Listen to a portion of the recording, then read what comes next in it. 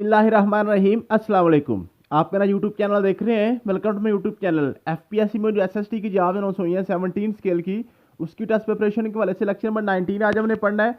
Lecture number 19 में आज हमने जी असेसमेंट्स को इंशाल्लाह ताला फाइनल कर देंगे। असेसमेंट का आज टॉपिक हमारा कंप्लीट हो जाएगा।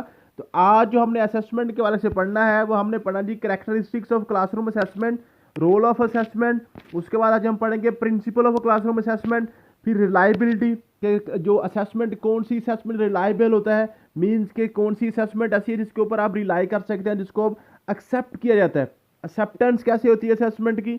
उसके बाद फिर हम पढ़ेंगे जी आपके पास जो है ना फैक्टर्स अफेक्टिंग रिलायबिलिटी। फिर आज हमने पढ़ना जी validity, validity of assessment, mean के कौन सी असेसमेंट वैलिड होती है और कौन सी असेसमेंट वैलिड नहीं होती। ठीक है जी। उसके बाद हम फैक्टर्स अफेक्टिंग वैलिडिटी, वैलिडिटी कौन से फैक्टर्स हैं जो असेसमेंट की वैलिडिटी को जो अफेक्ट करते हैं। ठीक है जी, ये हम पढ़ेंगे। उसके बाद इंग्लिश की आपको पता है हमने ईडियम स्टार्ट किए हुए हैं, तो 25 मिनट नेक्स्ट आपके पास ईडियम दिख दिए हैं। टोटल आज आपके पास 150 ईडियम्स हो जाएंगे इंशाल्लाह ताला। 200 या 250 तक, यहीं तक हम ईडियम्स इंशाल्लाह ताला हम याद करेंगे। इन्हीं में से इंशाल्लाह ताला आपके एक दो ईडियम्स आ जाएंगे। तो चलते हैं जी आज के लेक्चर की तरफ। तो आज हमने जो टॉपिक्स पढ़ने हैं ना जी, ये असेसमेंट के वाले से, जो ऊपर हमने टॉपिक्स पढ़े हैं ना असेसमेंट्स की टाइप्स के वाले से, ठीक है, वो तो सभी के सभी बच्चे कर लेंगे। जिस जिस बच्चे ने भी अप्लाई किया हुआ है ना एसएसटी के लिए, वो सारे वो यहाँ तक जो ना summative assessment, formative assessment, diagnostic assessment, placement assessment, peer assessment, criterion reference, norm reference वगैरह, ये सारी जो ना सिंपल सिंपल सीधी सीधी सी बातें हैं, ये ऑलमोस्ट सभी बच्चों को आ जाती हैं। सभी बच्चों को सारी अकेडमी ही वो सारा कुछ करवा लेंगी। लेकिन जो आज हमने नेक्स्ट में पढ़ने लगे हैं ना, ये ना तो किसी स्टूडेंट ने करनी आमतौर पे किया होता है, ना ही कोई अकेडमी करवाती है। तो यहाँ से आपका पास मीन कि आपकी सिलेक्शन की जो है ना, आपकी सिलेक्शन और रिकमेंडेशन और नॉन रिकमेंडेशन का फैसला यहाँ से होना है। मीन्स के जिन बच्चों ने सिलेक्ट होना है, जिनकी रिकमेंडेशन होनी है, उन्होंने ये सारी चीज़ें अगर की होंगी, यहाँ से भी आपके, क्योंकि आपके असेसमेंट के वाले से आपके 4 क्वेश्चन आने हैं, तो 2 आपके पास ऊपर ऊपर वाले पार्ट्स आने हैं, 2 नीचे वाले से आ जाने हैं। 2 तो आपके बिल्कुल सिंपल सिंपल आने हैं, फॉर्मेटिव असेसमेंट के वाले से पूछ लेगा, समेटिव असेसमेंट के वाले से पूछेगा, और जो आपके पास है assessment for learning, of learning, as learning, इसमें आपसे जो उनमें जो ना कोई डिफरेंस वगैरह पूछ लेगा। क्राइटेरियन या नॉर्म रेफरेंस असेसमेंट की कोई टाइप आपसे पूछ लेगा, ठीक है, या एमसीक्यूज टेस्ट के वाले से कुछ पूछ लेगा। लेकिन कुछ जो अब नेक्स्ट आपका जो क्वेश्चन है ना, यहाँ से अब आपका मेरिट बनेगा। हर टॉपिक में से उसने आपके 2 क्वेश्चन इजी डालने हैं, 2 क्वेश्चन आपके टफ डालने हैं। तो ये हमने दोनों पार्ट्स को ही अच्छे तरीके से करना है, क्योंकि हमने सिलेक्शन लेनी है, हमने ये जॉब हासिल करनी है, हमने सिर्फ टेस्ट पास नहीं करना, क्योंकि उसके बाद फिर इंटरव्यू भी देना, इंटरव्यू में सारी चीज़ें यही आपकी आनी है। इसलिए आपने इन चीज़ों को अच्छे तरीके से करना है, यहीं से ही आपकी जो है ना पोजीशन बनेगी। बाकी आप बुक्स में भी आपको नहीं मिलेगा, आपको जो बाजार से बुक्स मिलती है ना एमसीक्यूज के वाले से, वो वहाँ पे ये चीज़ें नहीं होती। ऊपर जो चीज़ें मैंने आपको करवाई है फॉर्मेटिव असेसमेंट, समेटिव असेसमेंट वगैरह, वो जो ऊपर ऊपर जो मोटी मोटी चीज़ें होती हैं वो सारी आपको बुक्स में मिल जाएंगी, लेकिन ये वाली चीज़ें आपको नहीं मिलेंगी। ये आपने यहीं से अब आपको अच्छे तरीके से आपने डीपली इनको स्टडी करना है। तो क्लासरूम जो ना असेसमेंट की करैक्टरिस्टिक्स के वाले से पूछ लेगा आपसे, बताएं जी मदरजा झैल में से कौन कौन सी करैक्टरिस्टिक क्लासरूम असेसमेंट की होनी चाहिए या कौन नहीं होनी चाहिए। हो सकता है ये 3 करैक्टरिस्टिक लिख दे, नीचे लिख दे ऑल ऑफ अबव, तो ऑल ऑफ अबव ठीक हो, या इनमें से कोई एक लिख के 2 आप जो इसमें इररेलेवेंट डालते हो, आपको पूछे बताएं इसमें कौन सी क्लासरूम असेसमेंट की जो करैक्टरिस्टिक मौजूद है। तो ये सिर्फ आपने इनको इसी तरीके से सिर्फ पढ़ना है, इनको रट्टा लगाने नहीं बैठ जाना। इतना लंबा लेक्चर है, इसको आपने बिल्कुल बच्चों की तरह याद करने नहीं बैठ जाना। सिर्फ आप ये मेरा लेक्चर सुने और 1 दफ़ा पढ़ लें, 2 दफ़ा सुन लें, 2 दफ़ा पढ़ लें, बस इट्स मैक्सिमम। इससे ज़्यादा नहीं करना, इनको हरफ बहरफ याद करने की ज़रूरत नहीं है, इसलिए आप थक जाएंगे। ठीक है जी, ये सिर्फ आपने सुनना है, सुनने से इंशाल्लाह ताला ये सारी चीज़ें आपके सब कॉन्शियस में बैठ जाएंगी, पेपर देने जाएंगे ऑटोमेटिक चीज़ें आपको याद आ जाएंगी। तो शर्त यह है कि आपने सुना हो, साथ आपने पढ़ा हो 1 दफ़ा। तो क्लासरूम असेसमेंट की जो करैक्टरिस्टिक्स है उसमें है जी सबसे पहला जी effective assessment of student learning begins with educational goals. Educational goals जो ना आपका जो मकसद है, उससे ये असेसमेंट जो ना वो आपकी जो ना असेसमेंट, अच्छी असेसमेंट, इफेक्टिव असेसमेंट वो होती है जिसमें कोई मकसद ही ना हो, जिस असेसमेंट का कोई मकसद ही ना हो, आपको पता ही ना हो कि आप असेसमेंट कर क्यों रहे हैं, बच्चों का टेस्ट आप क्यों ले रहे हैं, तो वो असेसमेंट तो आपकी ठीक नहीं होगी। नेक्स्ट है जी assessment is most effective when it reflects the and understanding of learning as multi dimensional, integrated and revealed in performance over time. ठीक है जी। इसमें जो आपकी जो असेसमेंट है वो मल्टी डायमेंशनल होनी चाहिए। आप उसमें बच्चे की आपने रीडिंग, राइटिंग, लिसनिंग, उसमें आपके पास बच्चे की जो ना इखलाकियात, बच्चों का जो बच्चे की करैक्टरिस्टिक्स वगैरह वो सारी मल्टी डायमेंशनल होनी चाहिए। उसके बाद है जी, या इसको आप इस तरीके से भी ले सकते हैं कि जो आपकी असेसमेंट है उसमें बच्चे के जो आपने टॉपिक पढ़ाया है, टॉपिक के सारे उसको एस्पेक्ट्स आपने असेस करने होते हैं। क्या बच्चे को टॉपिक की समझ भी आई है, उसको अप्लाई भी कर सकता है, कॉम्प्रिहेंस भी कर सकता है, उसको एनालिसिस भी कर सकता है, वो सारी की सारी जो है ना, अब वो जो आपको मैंने वो ब्लूम टैक्सोनॉमी की सारी डोमेन्स पढ़ाई हुई हैं, वो सारी डोमेन्स को आपने चेक करना होता है। ठीक है जी। आपने सिर्फ ये नहीं देखना है कि बच्चे को स्पेलिंग आती है कि नहीं, ये भी देखना है कि उसको अप्लाई करना भी आता है कि नहीं है। उसके बाद है जी, assessment work best when it has clear explicitly stated purposes. ठीक है जी। वही बात है कि जब आपने पर्पस स्टेट करेंगे, वो आप बयान करेंगे, तो फिर ये सक्सेसफुल होगी। नेक्स्ट है जी, assessment required attention to outcomes but also and equally to experience that lead to those outcomes. ठीक है जी। जो आपके पास असेसमेंट है वो आपने आउटकम्स के ऊपर तो तवज्जो देनी ही देनी है। आउटकम्स कहते हैं नताइज को। SLO का मतलब स्टूडेंट लर्निंग आउटकम। ठीक है। इसकी SLO की एब्रीवेशन में पूछता है कभी कभार। ठीक है। तो अब वो असेसमेंट है, आपने आउटकम पे तो तवज्जो देनी ही देनी है, लेकिन आपने एक्सपीरियंस के भी ऊपर भी तवज्जो देनी होती है, क्योंकि जो बच्चे के एक्सपीरियंस होते हैं ना, आप जो बच्चे के एक्सपीरियंस होते हैं वो उसकी जो ना एंड पे जाके उसकी जो परफॉर्मेंस है उसके ऊपर ये असरअंदाज होते हैं। Assessment work best when it's on going not episodic. Episodic क्या मतलब है? ये ऑन गोइंग है, मीन के ये कंटिन्यूस प्रोसेस है। आपने सारा साल बच्चे को इसको असेसमेंट करते रहना है। ऐसा नहीं है कि एपिसोडिक आप जो ना मरहलावार करते रहें। ठीक है, ऐसा नहीं होना चाहिए। ये किस्तवार नहीं होनी चाहिए कि आपने जी 8 दिन के बाद असेसमेंट कर ली, सिर्फ वीकली टेस्ट ले लें, डेली टेस्ट ना लें, आप सिर्फ मंथली टेस्ट ले लें, जो ना डेली टेस्ट ना लें। तो आपने हर रोज़, हर लम्हा, हर जो ना बच्चे को आपने असेस करते रहना होता है। Assessment is effective when the representative from across the education community are involve. सारे के सारे लोग जब इन्वॉल्व होंगे ना, फिर आपकी असेसमेंट आपकी सक्सेसफुल होगी। ऐसा नहीं है कि सिर्फ टीचर अकेला है उसमें इन्वॉल्व हो, उसमें बच्चे इन्वॉल्व ना हो, उसमें जो ना आपका प्रिंसिपल इन्वॉल्व ना हो, हेड ऑफ डिपार्टमेंट इन्वॉल्व ना हो, या बच्चे के वालिदैन इन्वॉल्व ना हो। सारे के सारे लोग इन्वॉल्व होंगे तो असेसमेंट जो है ना आपकी बेहतर होगी। ठीक है जी। नेक्स्ट है जी, आपके पास है जी, थ्रू इफेक्टिव असेसमेंट और educator meet responsibility to student and to the public. ठीक है जी। इसमें जो एजुकेटर, जो टीचर होता है, उसकी रिस्पॉन्सिबिलिटी भी स्टूडेंट्स और पब्लिक दोनों को जवाब दे हो जाता है। उसके बाद आगे रोल ऑफ असेसमेंट।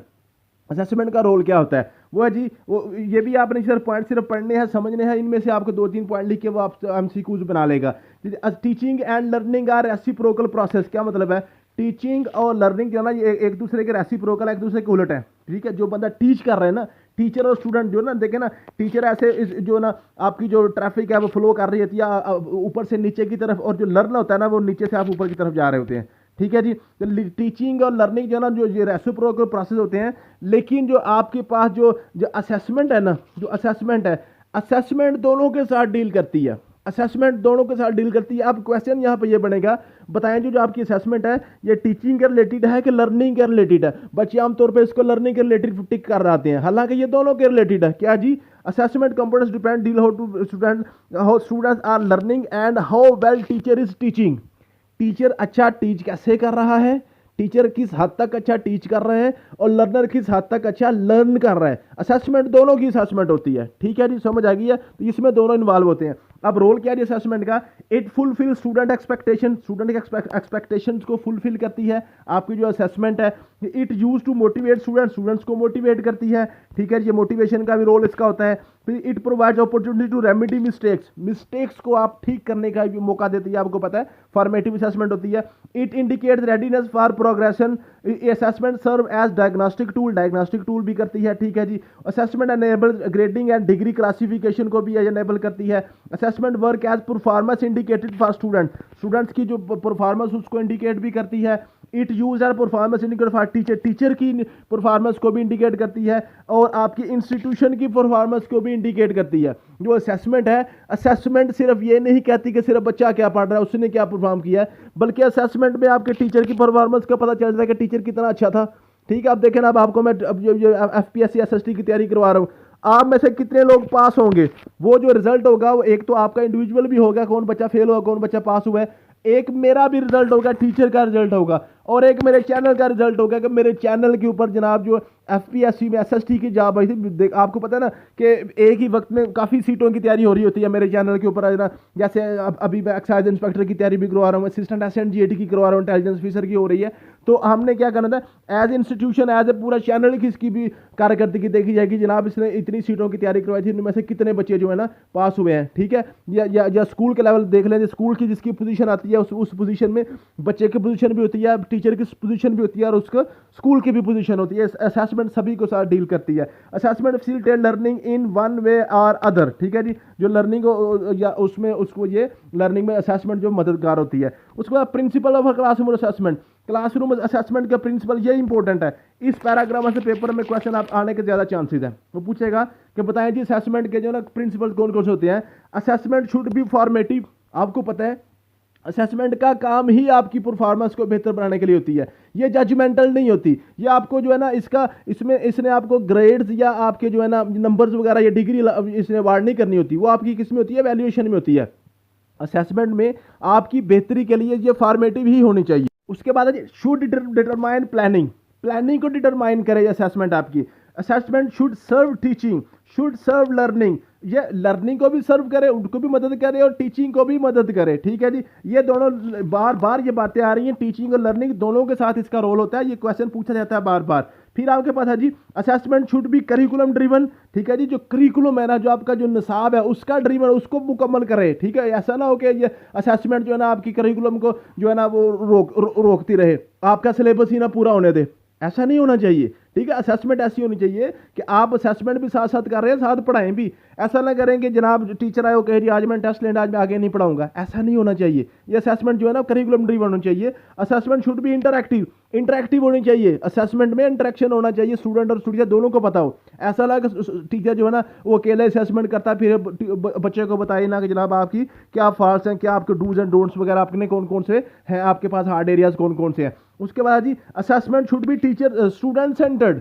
अब ये टीचर सेंटर्ड और स्टूडेंट सेंटर्ड की बात हम टीचिंग मेथड्स में जाके इसको बड़ी डिटेल से करेंगे, ठीक है जी। तो स्टूडेंट सेंटर्ड वो होता है जिसमें स्टूडेंट एक्टिव होता है, टीचर थोड़ा पैसिव होता है। असेसमेंट शुड भी डायग्नोस्टिक, डायग्नोस्टिक होना चाहिए। इसमें आपने डायग्नोज करना होता है कि बच्चे को किस चीज़ की ज़रूरत है। उसके बाद assessment should be expose to learners, learner पे एक्सपोज करना चाहिए, बताना चाहिए बच्चे को कि ये आपकी फॉल्ट है, ये मैंने असेस किया आपका, आप में ये कमी है, इसको दुरुस्त कर लो। ऐसा नहीं है कि बच्चे को एक बच्चे में ना उसमें कमी है और टीचर को असेस कर भी ले, टीचर पता भी चल जाए ये बच्चे को ना ये इस पॉइंट की समझ नहीं आ रही और टीचर जनाब आंखें बंद करे बच्चे को बताए ना, ऐसे नहीं होना चाहिए। Assessment should not be judgmental, ये बड़ा इंपॉर्टेंट है, क्वेश्चन पूछा जाता है बार बार पेपर में कि ये जजमेंटल नहीं होती। जो असेसमेंट होती है ये आपकी जजमेंटल नहीं होती। ये जज बन के आप नहीं कर रहे होते, फैसला नहीं कर रहे होते। आपने क्या करना था, सिर्फ असेसमेंट करके बच्चे को अपॉर्चुनिटी देनी होती है कि बेटा ये आप में फॉल्ट था, इसको आप अपनी गलती को दुरुस्त कर लें। ऐसा नहीं करना चाहिए कि ये गलती आपको इस गलती की सजा मिलेगी, जज नहीं बनना, ठीक है जी। Assessment should develop a mutual understanding,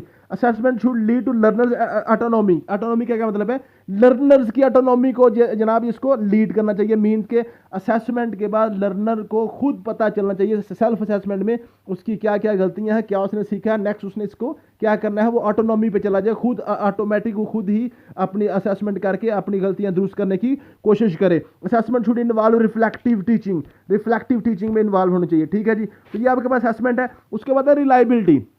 reliability का क्या मतलब है कि जो आपने असेसमेंट की है, जो आपने पेपर लिया है, उसके वो काबिल एतबार होना चाहिए। ऐसा नहीं है कि आप जो असेसमेंट करें बच्चा कहे जी आपने असेसमेंट ही गलत की है, आपने जो पेपर में मेरे नंबर लिए हैं, मेरे नंबर इतने बनते नहीं थे जितने आपने मुझे दे दिए हैं। एक बच्चा ना फॉर एग्जांपल आपने 100 नंबर का पेपर लिया, बच्चा 80 नंबर का पेपर अटैम्प्ट करके आया, उसको उसमें से 90 नंबर आ गए हैं, वो कहेगा जी मैंने क्वेश्चन ही नहीं किए थे जिससे मुझे नंबर आ गए हैं। या एक बच्चा ऐसा कहे जी मैंने 100/100 का पूरा मेरा पेपर ठीक हुआ था, उसको आप फेल कर दें, आपको फेल कर दें, वो कहेगा जी ये रिलायबल नहीं है, इसको मैं नहीं मानता, मेरा पेपर ठीक हुआ था, मेरे नंबर कम क्यों आए हैं, ठीक है जी। ये है जी आपकी रिलायबिलिटी है कि रिलायबिलिटी मीन ट्रस्टवर्दी, ट्रस्टवर्दी होनी चाहिए। असेसमेंट ऐसी होनी चाहिए कि जिसको हर बंदा कबूल भी करे, आपका स्टूडेंट भी कबूल करे, हाँ वाकई मेरी गलती थी, मुझे ये गलती दुरुस्त करनी चाहिए, ठीक है जी। Test score card reliable when we have reason for believing that test score and stable and objective. जब कोई वैलिड रीजन हो बच्चे के पास, उसको सेटिस्फाई किया जाए कि आपके नंबर इस वजह से कटे हैं, वो सेटिस्फाई हो जाए वाकई जी मेरे नंबर सही कटे हैं, जो मैंने गलती की थी इसको मैं दुरुस्त कर लूँगा। ऐसा नहीं होना चाहिए कि असेसमेंट जो है ना वो बच्चा जो है ना मानना ही ना, बच्चा कहे जी मेरा ठीक था, मेरे यहाँ भी नंबर काट लिए गए हैं, वो रिलायबल असेसमेंट नहीं होती। ठीक है जी। उसके बाद आपके पास क्या जी, टाइप्स ऑफ रिलायबिलिटी। रिलायबिलिटी की टाइप्स हैं जी, inter rater, inter observer reliability. क्या मतलब है? इंटर का मतलब होता है दरमियान, इंटर रेटर, रेटर कहते हैं रेट करने वाला, रेट करने वाला मींस के जो चेक करने वाला है, जो ऑब्जर्वर है, जो टीचर है। ठीक है जी। तो दो टीचर्स, दो टीचर, दो मुख्तलिफ बंदों को ना, दो मुख्तलिफ बंदों को एक एक सेम असेसमेंट दे दें, दो मुख्तलिफ बंदों को एक सेम असेसमेंट दे दें, अगर दोनों की असेसमेंट सेम आई इसका मतलब है कि असेसमेंट ठीक है। अगर एक बंदा जो है ना, एक बंदे को सेम टेस्ट है, सेम बच्चा है, एक पेपर जो है ना, एक वही पेपर कॉपी करके दूसरे को दे दें। ठीक है। एक बंदा उसमें से 100 में से आपको जो नंबर दे रहा है 30, दूसरा नंबर दे रहा है 100/100, इसका मतलब है ये आपकी इंटर रेटर असेसमेंट में ये गलत हो गया। अगर तो उसमें सिर्फ आप एक ने 30 दिया, दूसरा आपके पास 29 दे देता है, इसका मतलब है इंटर रेटर असेसमेंट आपकी ठीक है। इतना तो फर्क हो सकता है, लेकिन ये नहीं है कि जो दोनों के इंटायरली डिफरेंट आ जाए, ऐसा नहीं होना चाहिए। अगर दो मुख्तलिफ आपने रेटर को एक असेसमेंट दी है सेम और वो उनकी रिजल्ट सेम आया है, इसका मतलब है आपकी असेसमेंट रिलायबल है, आपकी असेसमेंट रिलायबल है। ठीक है जी। आपको पता है बोर्ड वगैरह का पेपर भी रीचेकिंग भी होते हैं। ठीक है जी। चेक करने वाला फिर रीचेक करने वाला, अगर दोनों सेम हो तो फिर उसको हम रिलायबल मान लेते हैं। ठीक है जी। उसके बाद जी test retest reliability, test retest reliability. एक दफा टेस्ट लिया, उसके बाद दोबारा टेस्ट लिया, एक दफा टेस्ट लिया, फिर आपने दोबारा टेस्ट लिया, अगर तो पहले टेस्ट में जो गलतियां हुई थी वो अपने बच्चे को बता दी कि बेटा ये आपकी गलतियां थी, अगले टेस्ट में बच्चा उस गलतियों को वो ठीक कर लेता है, इट मींस कि आपकी असेसमेंट ठीक थी। पहले जो आपने असेसमेंट की थी कि ये बच्चे की गलतियां थी, गलतियां आपने उसको पॉइंट आउट करके बता दी और उसने अपनी गलतियां ठीक कर ली, अगले टेस्ट में उसकी गलतियां वो ठीक हो जाएंगी, इसके इट मींस कि आपने पिछली असेसमेंट ठीक की थी। अगर अगले टेस्ट में दोबारा वही गलतियां कर रहा है, इसका मतलब है आपकी असेसमेंट पिछली ठीक नहीं थी। उसके बाद जी parallel form reliability. Parallel form reliability क्या जी? पैरेलल कहता है जी दो मुतवादी चीजें चलनी।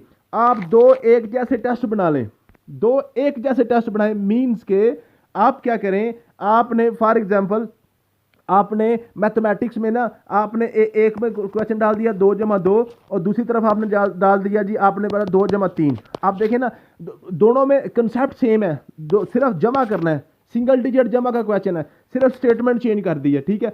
अगर तो एक आपका जो पेपर में अगर 2+2 वाला क्वेश्चन यहां भी गलत है और इधर भी गलत है, आपकी असेसमेंट ठीक है जनाब, इसको एडिशन नहीं बच्चे को आ रही, इसको एडिशन बच्चे को नहीं आ रही, मींस के पैरेलल दो एक ही कॉन्सेप्ट के दो पेपर डालते हैं और दोनों पेपरों में बच्चा सेम गलती करता है, इसका मतलब है आपकी असेसमेंट जो है ना ठीक है कि बिल्कुल इसको एडिशन नहीं आ रही। ठीक है, समझ आ गई है। हो सकता है कि अगर एक पेपर में वही कंसेप्ट ठीक कर रहा है, दूसरे पेपर में वही कंसेप्ट गलत कर रहा है, इसका मतलब उसका कंसेप्ट क्लियर है, उसको जो एक पेपर में हो सकता है स्टेटमेंट की समझ ना आई हो। ठीक है जी। ये है पैरेलल फॉर्म रिलायबिलिटी है। फिर internal consistency reliability. Internal consistency reliability क्या जी? To assess the consistency of result across item within a test. Across item with in the test क्या मतलब है जी? एक टेस्ट में आपने प्लस के क्वेश्चन भी डाल दिए, माइनस के भी, मल्टीप्लिकेशन भी और एडिशन के भी, आपने डिवीजन के भी क्वेश्चन डाल दिए। ठीक है। आपने असेस करना है कि आपको जो प्लस वाले क्वेश्चन उनको अलग असेस करें, माइनस वाले अलग असेस करें, मल्टीप्लिकेशन वाले अलग असेस करें और आपने डिवीजन वाले अलग असेस कर ली। ठीक है। It is correlation of individual item score with in the entire test. Correlation mean के इंडिविजुअल आइटम का जो आपका टेस्ट है, प्लस वाले टोटल नंबर आपके 10 थे, टोटल आपने 10 नंबर प्लस वाले थे, 10 के आप माइनस के थे, 10 मल्टीप्लिकेशन के 10 आपकी डिवीजन के थे, टोटल आपका 40 नंबर का टेस्ट था। आपने देखना 40 नंबरों में आपने बच्चे ने प्लस वाले में कितना परफॉर्म किया, माइनस वाले में कितना परफॉर्म किया और मल्टीप्लिकेशन में कितना परफॉर्म किया। ठीक है जी। ये जी इंटर कंसिस्टेंसी रिलायबिलिटी। फिर जी split half reliability. Split half reliability ये है कि आपने फॉर एग्जांपल आपने अब बच्चे को 10 क्वेश्चन दिए हैं, आपने 1, 3, 5, 7, 9 ये आपने 5 क्वेश्चन लहदा चेक कर लिए, 2, 4, 6, 8 और 10 यानी कि इवन और 8 क्वेश्चन के लहदा आपने चेक कर लिए। तो इसमें होता जी इंटर हाफ रिलायबिलिटी मीन्स के बच्चे का अगर इसमें भी जो आपके जो है ना एक हाफ में और दूसरे हाफ में तकरीबन सेम नंबर आ रहे हैं, इसका मतलब आपकी असेसमेंट ठीक है, आपकी जो आपने पेपर बनाया है वो ठीक है। अगर आपका जो ना ये ताक वाले में सारे सही हो रहे हैं, जुफ्त वाले में सारे गलत हो रहे हैं, इसका मतलब आपने टेस्ट सही नहीं बनाया था। यह है जी स्प्लिट हाफ रिलायबिलिटी। उधर उसके बाद है कुटर Richardson reliability. Kudar Richardson reliability जो है ना, ये स्प्लिट हाफ रिलायबिलिटी को भी की ही हम इसका नाम यही है, ठीक है जी। कुडर रिचर्डसन रिलायबिलिटी, रिचर्डसन जो है ना ये एक एजुकेशनिस्ट था, इसके नाम पे रिलायबिलिटी का नाम रखा गया, ठीक है जी। तो मुझे उम्मीद है कि आपको रिलायबिलिटी के वाले से क्वेश्चन समझ आ गए होंगे। फिर आपके पास है फैक्टर इफेक्टिंग रिलायबिलिटी। रिलायबिलिटी पर फैक्टर कौन कौन से इफेक्ट करते हैं? Test length. टेस्ट लेंथ का क्या मतलब है? आप टेस्ट ही सिर्फ एक लाइन का बना दे, फॉर एग्जाम्पल एक लाइन का आपने बच्चे से क्वेश्चन पूछा जी बताएं जी पाकिस्तान का झंडा किसने बनाया था, पाकिस्तान का झंडा किसने बनाया था, वो कहता सॉरी सर मुझे ये नहीं आता, तो आप क्या कहेंगे जी इसको मुताला पाकिस्तानी नहीं आती। ऐसा नहीं है, हो सकता है उसको बाकी सारे मुताला पाकिस्तान के कंसेप्ट क्लियर हो, सिर्फ ये वाला कंसेप्ट उसके माइंड से निकला हो। टेस्ट आपने थोड़ा सा लेंथी बनाना होता है, कम से कम आप उसमें 10 से 20 क्वेश्चन डालें, या बिल्कुल भी थोड़े डाल दें, कम से कम 3 डालें, उसमें से देखें बच्चों को कितने आते हैं। सिर्फ एक ही क्वेश्चन की बेस पे आप ये फैसला नहीं कर सकते कि जनाब ये इसको ये कॉन्सेप्ट आता है कि नहीं आता। तो ये जो ना आपने क्या करना है, टेस्ट की लेंथ ये भी इफेक्ट करती है। अगर बिल्कुल टू शार्ट आप बना देंगे तो वो आपकी असेसमेंट ठीक नहीं होगी। Method use to estimate reliability. Reliability के जो एस्टिमेट करना है ना, वो कौन सा कर रहे हैं? Reliability coefficient is an estimate that can change depending on the method used to calculate the method chosen to estimate reliability should fit and in fit the way in which the test will be use. ठीक है जी, जो आपने test की reliability को check करने का method use किया ना, वो मेथड भी आपका ठीक होना चाहिए। ऐसा ना हो कि आपकी असेसमेंट ठीक हो रहा है, असेसमेंट की रिलायबिलिटी चेक करने वाला ही गलत हो। ठीक है, टेस्ट जो बंदा बना रहा है वो बंदा ठीक बना रहा है, और जो बंदा टेस्ट को चेक करने वाला है कि ये कहे ठीक, रिलायबिलिटी चेक करने वाले बंदे को अकल ना हो, तो फिर वो भी आपकी टेस्ट की रिलायबिलिटी पे फर्क आ जाएगा। ठीक है जी, heterogeneity of scores. Heterogeneity of scores का क्या मतलब है? हेट्रोजिनिटी का क्या स्कोर है कि आपके पास आपने असेसमेंट दी, आपने एक पेपर लिया, पेपर में बच्चे आपके पास 10 बच्चे हैं, 10 बच्चों से आपने पेपर लिया, ये 10 के 10 ही 100/100 ले जाते हैं। इसका मतलब आपका टेस्ट ही बिल्कुल फजूल था, सारे के सारे 100/100 हो गए, या आपके सारे के सारे बच्चे 0/100 पे आ गए। इसका मतलब है आपने टेस्ट ही उनकी अप्रोच से बाहर बना दिया। हेट्रोजेनिसी होनी चाहिए। हेट्रोजेनिसी कहती है मुख्तलिफ अनवा, मुख्तलिफ किस्म के लोग, उसमें 2 वाला भी हो, 4 वाला भी हो, 6 वाला भी हो, 8 वाला भी, 10/10 वाला भी हो, मुख्तलिफ नंबर इनके हाई अचीवर भी हो, मिडल भी हो और लो अचीवर भी हो। इसका मतलब है आपका टेस्ट बिल्कुल ठीक है। उसके बाद डिफिकल्टी भी आपकी मैटर करती है कि आपकी असेसमेंट कैसी है। आप अगर इतना ज़्यादा डिफिकल्ट डाल दें कि बच्चे को समझ ही ना आए, या इतना ज़्यादा आसान कर दें कि सारे बच्चे को पास हो जाएं, ऐसा नहीं होना चाहिए। उसमें ट्रांसपेरेंसी होनी चाहिए, ट्रांसपेरेंसी होनी चाहिए। जो भी आप असेसमेंट ले रहे हैं सारे बच्चों को पता हो कि ये वाले क्वेश्चन इस तरह से ये चेक हो रहे हैं। ऐसा ना हो कि इसमें फेवरेटिज्म ना हो, कोई फेवरेटिज्म वगैरह ना हो। फेवरेटिज्म वगैरह कोई बच्चे एवी टीचर किसी बच्चे को फेवरेटिज्म में उसको जनाब नंबर देते रहते हैं, और किसी को ग्रज रख के उसके एवी नंबर काटते रहते हैं। यूनिवर्सिटीज़ में आपने देखा होगा आमतौर पर इस तरह के मामला हो जाते हैं। और सिक्योरिटी वगैरह भी जो है ना, सिक्योरिटी जो है ना, वो जब आप टेस्ट आप दे रहे हैं ना, तो टेस्ट की सिक्योरिटी जो होती है ना, वो भी आपने मेनटेन रखनी होती है। टेस्ट की सिक्योरिटी ओपन प्लेसेस पे आप दे रहे हैं तो बच्चों को किसी को परेशानी ना हो, या टेस्ट की जो है ना वो पहले से लीक ना हो जाए। तो ये सारे के सारे आपकी टेस्ट की रिलायबिलिटी के ऊपर ये फैक्टर्स हैं। ठीक है, अगर आप ये सारी चीज़ें ठीक करते हैं तो फिर आपका टेस्ट रिलायबल होगा, आपकी असेसमेंट रिलायबल होगी, अदरवाइज आपकी टेस्ट असेसमेंट जो रिलायबल नहीं होगी। नेक्स्ट आपका पता है validity of assessment. Validity of assessment क्या मतलब है? और रिलायबिलिटी है कि जो बच्चा आपका मुतमिन होता है कि नहीं। वैलिडिटी ये है कि आपने जो टेस्ट बनाया है क्या वही ठीक है कि नहीं, क्या वही ठीक है कि नहीं। ये दोनों चीज़ें मिक्सअप हो जाती हैं अक्सर औकात, इसको क्लियर कर लें। रिलायबिलिटी का मतलब है कि जो आपने टेस्ट बनाया है क्या वो उसके ऊपर इत्मीनान कर लें कि ना कर लें, उसके ऊपर इत्मीनान किस तरह से बच्चे को देना है कि जो बच्चा मान जाए कि वाकई मेरी गलती हुई थी। और वैलिडिटी ये है कि आपने जो टेस्ट बनाया है क्या वो टेस्ट लेने के काबिल भी है कि नहीं, टेस्ट वैलिड भी है कि नहीं, उसकी वैलिडिटी है। अब इसमें वैलिडिटी और वैलिडेशन के फर्क को पूछ लेता है कभी कभार। ठीक है जी, अब वैलिडिटी की क्या जी? Validity is the degree to which in an instrument selection process statistical techniques are test measure that what is suppose to measure, जिसको हम मेजर करना चाह रहे हैं उसको मेजर करने का जो आपका तरीका होता है ना, वो आपकी वैलिडिटी है, वो आपकी वैलिडिटी है। ठीक है जी, अब वैलिडिटी और वैलिडेशन में क्या फर्क है? टेस्ट वैलिडिटी ये है कि the characteristic of test that indicate how well it is measure what is suppose to measure. जो आपके पास टेस्ट की कैरेक्टरिस्टिक, टेस्ट की ऐसी खूबी है कि जो क्या करे जी, जो चीज़ उसको मेजर करना सपोज किया था जो हम चाह रहे थे बच्चे से, मैथ देखना, बच्चे की पैडागोजी स्किल देखना, बच्चे की जो है ना साइंस देखना, या बच्चे की जो है ना एक्सपेरिमेंटल जो है ना, वो जो हम चाह रहे हैं उस बच्चे को परखना, वो जो परखने की जो सलाहियत है उस टेस्ट की वैलिडिटी होती है। और टेस्ट की वैलिडिटी को परखना वैलिडेशन होती है। टेस्ट की वैलिडेशन को समझना, जो मीन के टेस्ट आपका जो सही है कि नहीं, टेस्ट जो सही है, जो टेस्ट को वैलिडिटी को समझने का जो प्रोसेस होता है ना, उसको वैलिडेशन कहते हैं।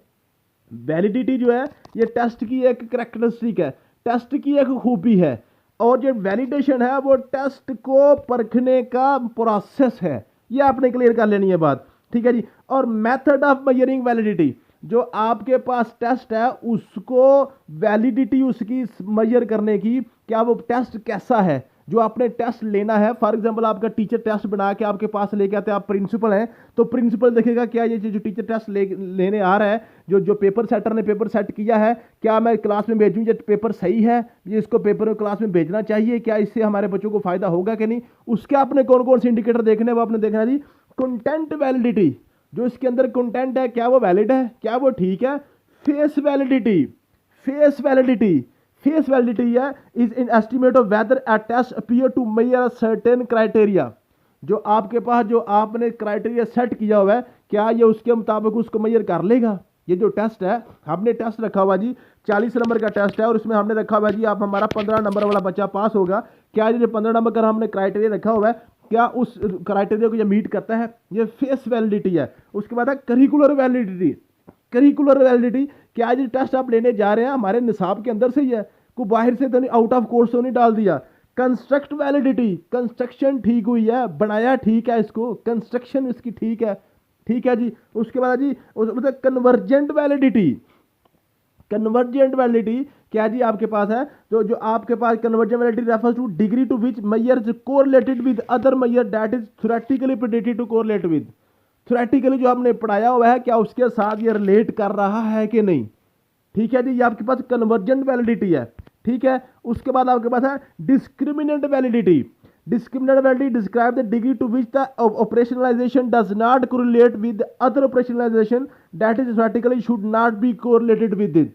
जो आपने टेस्ट ले रहे हैं वो दूसरों से डिस्क्रिमिनेंट होने चाहिए।